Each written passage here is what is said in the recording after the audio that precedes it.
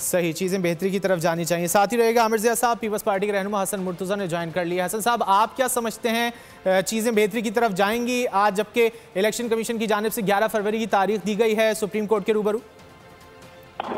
बहुत शुक्रिया जी। बिल्कुल यकीनन जाएंगी जी, जब हम सब इलेक्शन में होंगे और चीज़ें जो हैं वो बेहतरी की जानिब जाएंगी। और हम समझते हैं कि अगर इलेक्शन कमीशन ने अपनी गैर जानिबदारी बरकरार रखी और वो चीज़ों को नोट करते आए, जैसे प्री पोल रिगिंग होती हैं, अगर उनकी रोकथाम वो करते रहे तो हालात यकीनन बेहतरी की तरफ जाएंगे और उसके बेहतरीन नताइज भी आएंगे। उसकी शफाफियत पे भी उंगली कोई नहीं उठा सकेगा।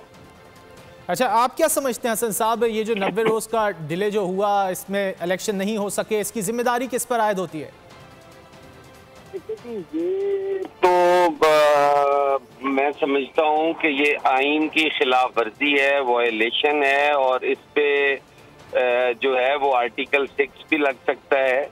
और इसके लिए कबल वक्त ये कह देना कि कौन कौन जिम्मेदारान है, इन पे इंक्वायरी यकीनन होनी चाहिए और एक आला सतही जो कमीशन है उसका क़याम होना चाहिए।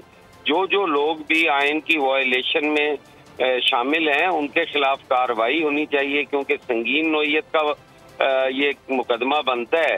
तो इसलिए किसी का भी कबल अज वक्त नाम लेना मैं समझता हूँ ज्यादती होगी और इंसाफ के तकाजे पूरे नहीं हो सकेंगे।